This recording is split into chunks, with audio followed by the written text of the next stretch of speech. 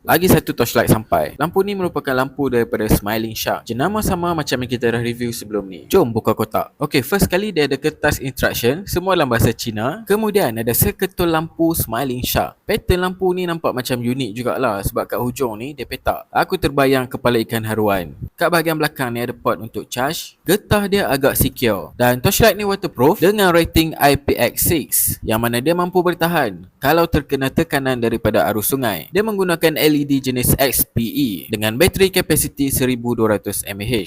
Dia sertakan sekali juga dengan kabel micro USB. Lampu dia boleh di zoom dan dia ada 3 mod, iaitu lampu yang paling terang, lampu yang malap dan juga lampu berkelip-kelip. Korang boleh tengok kecerahan dia kat sini. Lampu jenis XPE ni mampu mengeluarkan kecerahan maksimum sebanyak 300 lumen. Lampu ni murah dan kalau korang nak guna untuk kegunaan harian, tak ada masalah. Kalau korang nak pergi masuk hutan, mungkin tak disarankan lah. Aku dah test ketahanan bateri dia. Tahan 45 minit untuk kecerahan maksimum. Berminat, klik je link di bawah.